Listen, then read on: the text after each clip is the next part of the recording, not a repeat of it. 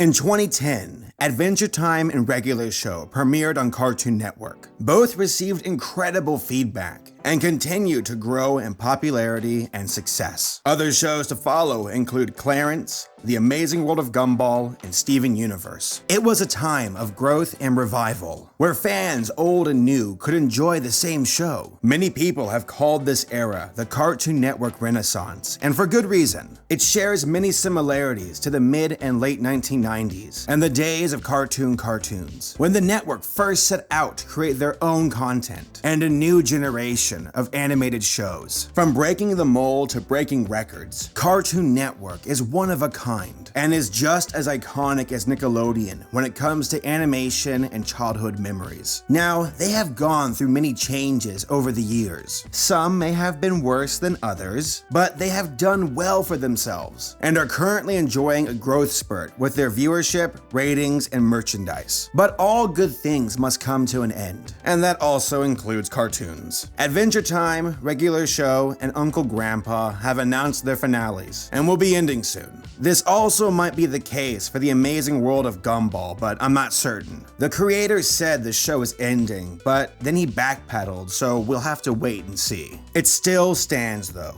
This current generation of cartoons is coming to an end. Adventure Time was the flagship series for many years, but it has run its course. It isn't nearly as popular anymore, and the creators know this. That is why they have decided to bring it to an end, instead of turning it into a SpongeBob or a Simpsons. But what does that mean to the network? What does that leave us behind? There are other shows now that carry the torch, but where are they taking it? Will this revival of animation continue on? Or are we heading into another dark age? With the current lineup of cartoons, I feel concerned. Yes, there are still some great shows, but as the old ones retire, well,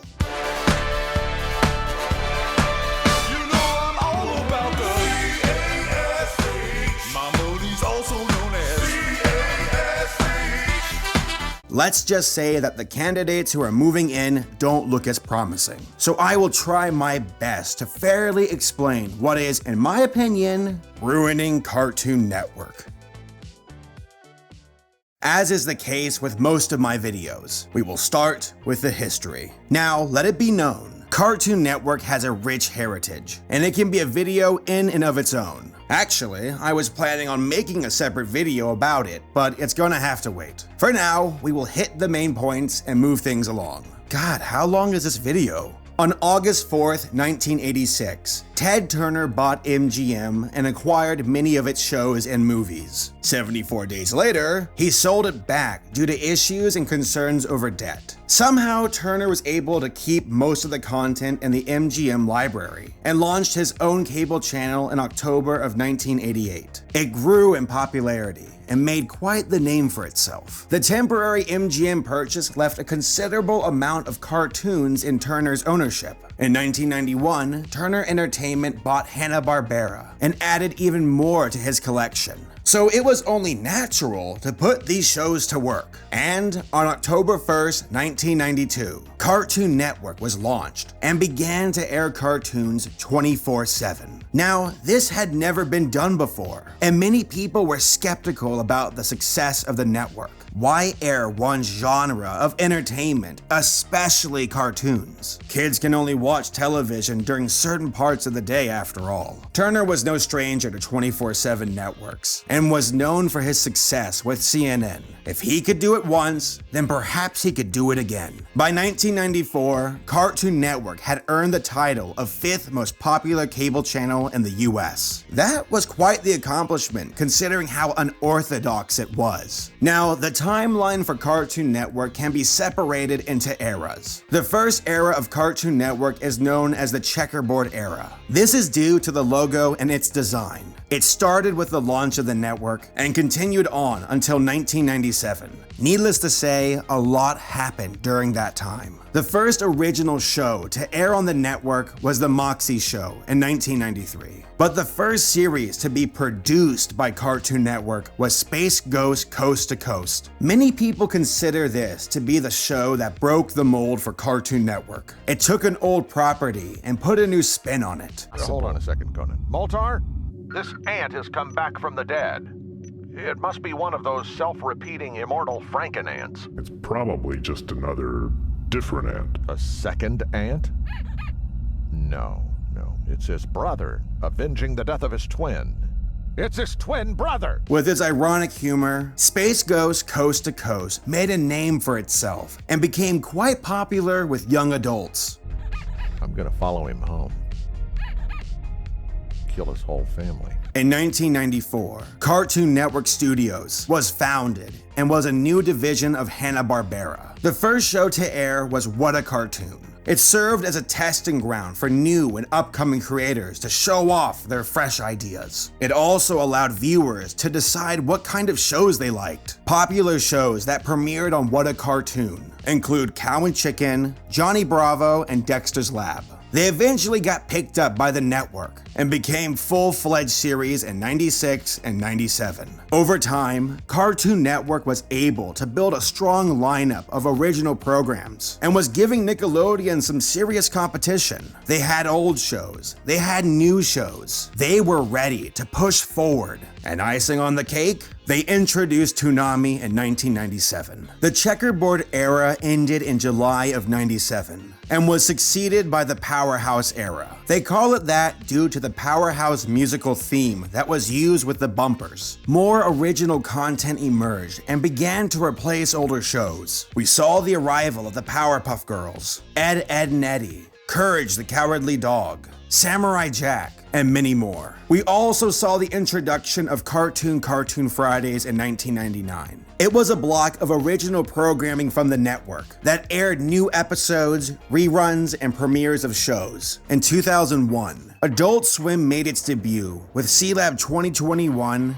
Harvey Birdman, Aqua Teen Hunger Force, and many more. Its adult-oriented programming was incredibly popular and opened the door to new audiences and demographics. In June 2004, the Powerhouse era ended and the CN City era began. The main trait of this period was the bumpers, which featured Cartoon Network characters interacting with one another. Oops. Sorry about that. It was a lot of fun to watch and a very creative idea. It was cool to see many crossovers and to watch old and new characters interact. A lot of the original programs on the network started to end at this time and were being replaced by new shows. The CN City era lasted from 2004 to 2007, but there was a mini era that aired during it called the Yes era. Why do they call it the Yes era? Because of this guy.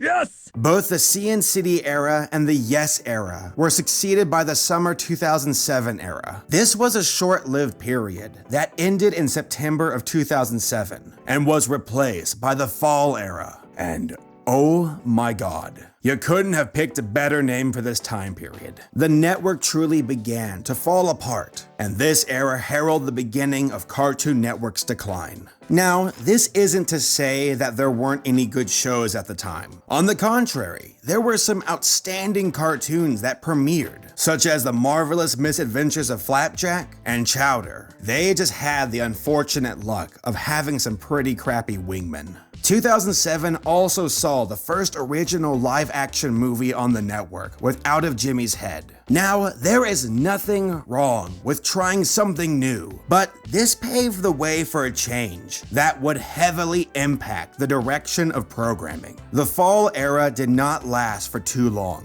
and was replaced by the Nudes era in July of 2008. Yep, the Nudes era. Spelled Noods. Nudes were these little blank avatars that would take on the form of other Cartoon Network characters and random bumpers. Kinda makes you think again when you say, "Send me your nudes." The nude era lasted from July 2008 to May 2010. Now, if the fall era was the beginning of the decline, then the nude era was the one that solidified it. Craig McCracken left the network. Toonami came to an end, and there was an alarming increase in live-action shows. You could tell that Cartoon Network was trying to copy the Nickelodeon Disney formula. It was quicker and easier to make live-action shows and could lead to a quick buck. In 2009, 5 live-action shows premiered on the network. How many animated shows premiered? This is Cartoon Network. That was even one of their mottos in the past, but who cares? Instead, you should watch Brain Rush. Dude, what would happen? And Destroy, Build, Destroy. So, fun fact, I actually met Andrew WK. He's a really nice guy, but the show sucked. Also, I used to be really fat. I'm freaking hot now. But for me and many others, this was when Cartoon Network officially fell down. This was rock bottom, and I think the people in charge at the network realized it. What's it say? 707! Turn it over! LOL! We did it! We invented texting for cavemen!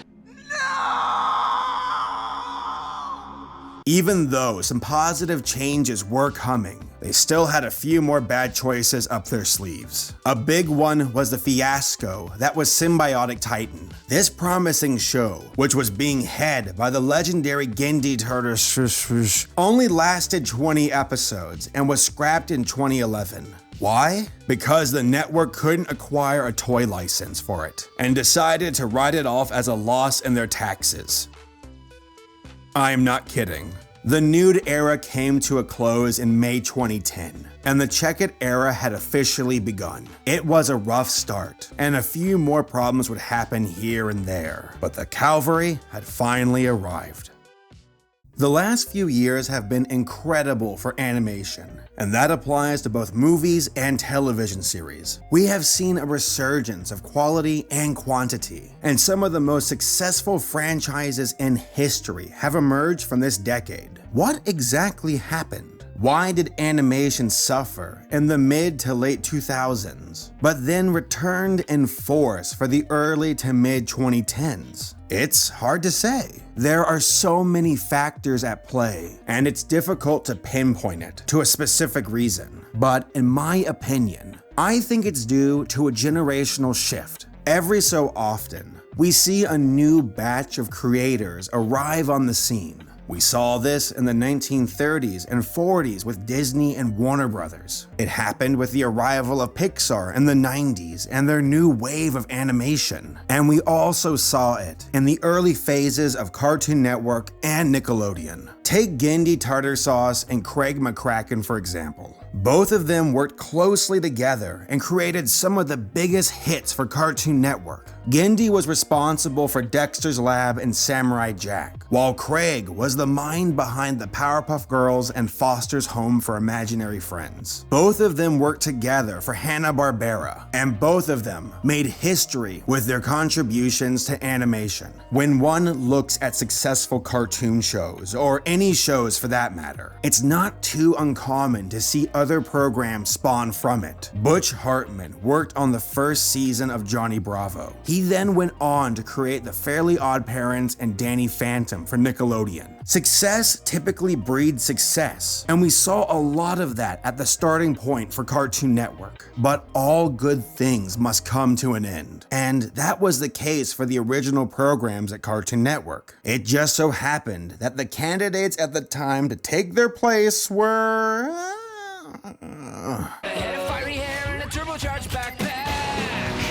lacking in substance. Not all of them, but most of them. Despite the cartoon drought, a new wave of creators were on the horizon and were about to make a splash on the scene. Flapjack was one of the few exceptions during the Cartoon Network dark ages. Many of the big names to be in animation worked on this show in one way or another. J.G. Quintel of Regular Show was a creative director. Alex Hirsch of Gravity Falls was a storyboard artist, and Pendleton Ward of Adventure Time worked as an artist and writer. As I said before, these successful creators usually arrive in waves, and that was the case here. They worked together, they networked together, and the seeds of future success were planted. And the first big show to kick off the revival was Adventure Time. In my What Ruined Nickelodeon video, I mentioned that Adventure Time was turned down not once, but twice by Nickelodeon. Despite the online success of Pendleton Ward's creation, Nick decided to turn it down for other quality programs. Here we go, 'cause we're Fat Boy Chub Chub. A little cuckoo, Fat Boy Chub Chub. We're amazing, totally crazy. Fat Boy Chub Chub. Come on, everybody sing. We're gonna scream at the top of our lungs. We're gonna fly out of the fun. Cartoon Network eventually picked up the series, and it premiered in 2010. This was the beginning of the Renaissance era for the network. Pendleton's colleague, J.G. Quintel, followed suit with his own creation, called Regular Show. It too premiered in 2010 and was a huge hit with audience members everywhere. Both Adventure Time and Regular Show were mature but fun. They actually tackled themes that could appeal to older viewers, but would not alienate the younger audience. It was entertaining for everyone and did not feel contrived. It reminded me of the first batch of original programs for Cartoon Network and how they had fun with it, where the creative and business side of a network could find a common ground. Other original programs to follow include The Amazing World of Gumball, Uncle Grandpa, Steven Universe, Clarence, and We Bare Bears. Whether a person likes or dislikes any of these shows is up to them, but it was a solid lineup. There was variety in themes, characters, stories, and maturity. We Bare Bears is a lighthearted comedy that focuses on the day-to-day lives of these silly bears. Steven Universe is about a young boy with alien powers. With the aid of his mentors, he must hone his skills and unravel the mystery of his meaning in life. Will Earth be conquered by the homeworld gems? Or can Steven and his friends defend their planet? Uncle Grandpa is Uncle Grandpa. Not every show is a grand slam, but they complement each other. It provides a variety of programs for a viewer to choose from. And it reminds me of the cartoon lineup from the 1990s and early 2000s. But it's 2016 now. Heck, it's almost 2017. And with this current election, it's possible that the end of the world is sooner than we think. The cartoons that premiered in the early 2010s are starting to come to a close. Adventure Time announced that it will be ending in 2018. Regular Show will be ending in 2016. And it's very likely that The Amazing World of Gumball will be ending after season 6. I say likely because the messages from the creator are kind of cryptic. He said he's leaving the show and that season 6 will be the end, but that might not necessarily be the end of the whole series? We'll have to wait and see. Oh, and Uncle Grandpa will be ending after season 5 as well. So yeah, a lot of the original programs that kicked off this era of revival are coming to an end. Is that a bad thing? No, not really. I would take a satisfying conclusion for a series over a drawn-out one any day. Adventure Time, Regular Show, Gumball. They have done some damn fine work, and now they can finally finish their stories. Steven Universe is still going strong, and I would imagine that it has at least 3 or so more years. I'm not sure about Clarence or We Bare Bears, but it's becoming more and more obvious that change is coming, and it's time for another batch of cartoons and creators to take over. So, what does that leave us? No, really, my belly said that! That's enough malarkey out of you non-bellies! Ah! Mine too! It's happening.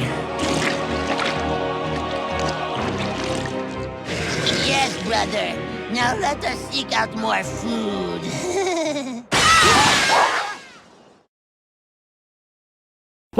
So far, I have not mentioned Teen Titans Go. Why? Because it's not an original program from Cartoon Network. It just airs on the channel and actually belongs to Warner Brothers and DC Entertainment. Not too surprising when you think about it. This show popped up in 2013 and has been incredibly popular with kids. It premiered as a short, but eventually landed a series that has been going strong ever since. Teen Titans Go is not awful. It's not amazing, and I'm not a fan of it, but let's be fair here. It could be worse. I have seen terrible shows before. I burned my taste buds. That's me. My name's Alfie. Alfie! There I am again, running, screaming my own name. I have a TV show on Cartoon Network with Robo. Oh, hi. And Horace. I'm Horace. Yeah, he's Horace. Whatever. We're the problem solvers. Oh, don't cry. Teen Titans Go is at least competent and can deliver a few good jokes here and there. That does not mean I am not salty about its success. They took a show that I really liked and changed it. Like, there was very little regard for the original source material. Next, Teen Titans Go is the most popular show on Cartoon Network as of now. Not Adventure Time, not Steven Universe, but Teen Titans Go. Also, it's incredibly popular online. Out of the top 20 most popular videos on Cartoon Network's YouTube channel, Teen Titans Go claims 17 of those spots. And finally, it started off as a short for a DC Nation's cartoon block. One of its many competitors was Super Best Friends Forever by Lauren Faust, a concept that I really liked and was hoping to be turned into a series. Denied. Instead, Teen Titans Go got greenlit and has been growing immensely ever since. I don't blame Cartoon Network for following the money. It's a company and it needs to be financially successful, but people tend to copy success. That was the case for Adventure Time, and I see the same thing happening with Teen Titans Go. You want proof? Well, take a look. Scoot your booty, that booty, and I do the booty scooty. Scoot your booty, that booty, and I do the booty scooty. It's party time!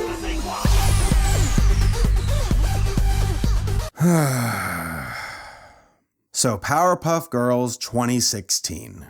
What a piece of garbage. When I first heard that they were going to reboot the series, I freaked out. I was like, they are going to reboot the most incredible franchise to grace the network? What a time to be alive.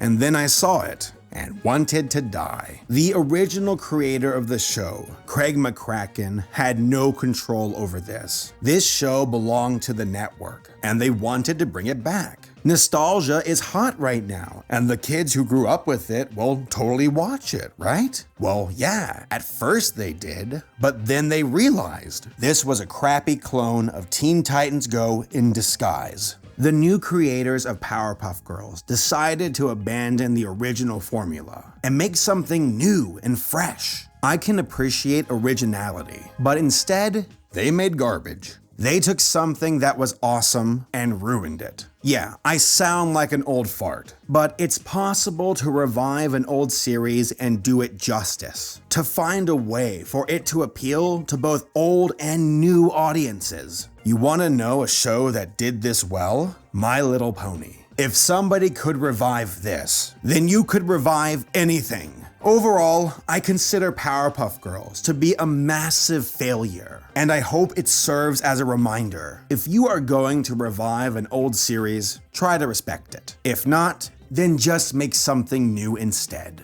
Look alive, Prohias! I am alive! Regardless, I procured a map! Huh.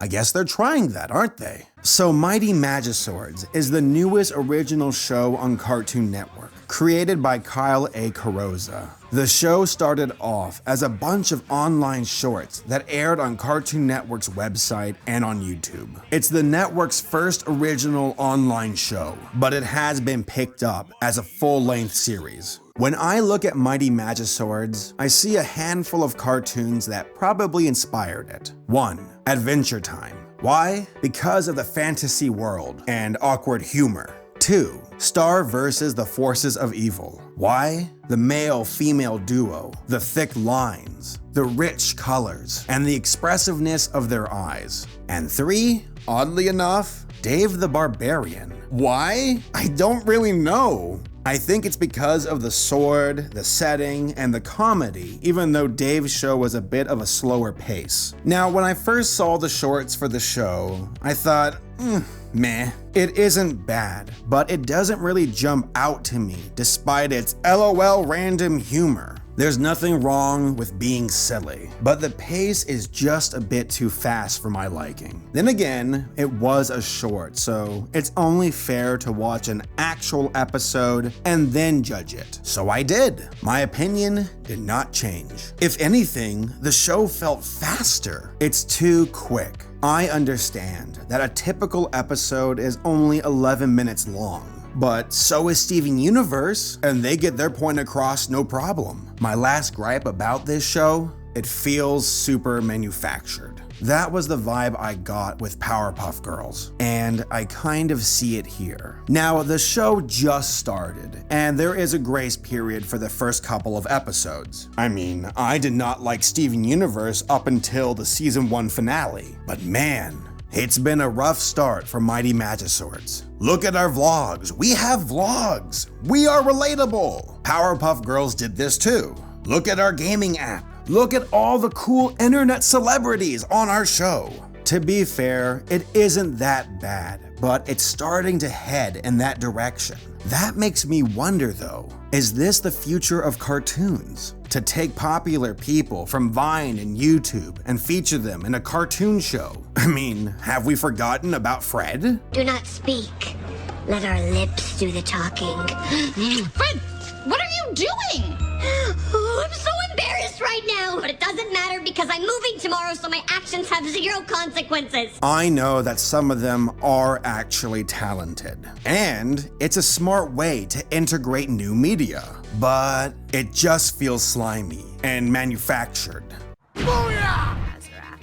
Zinthos! So cool! Robin, what can you do? I can say, Titans, go! Yeah? Great. Is this the future? Is this the new wave of cartoons and entertainment that we are going to see? Where it heavily depends on the internet and relating to it, where mobile devices play a big role. Funny enough, Steven Universe kind of does this, but in a clever way. One of the characters on the show has a blog that he won't shut up about, and that blog actually exists on Tumblr. Now, that is clever, and doesn't feel as manufactured. And they also have these cute shorts where the characters talk via webcam. It took me a while, but let me tell you how I did it.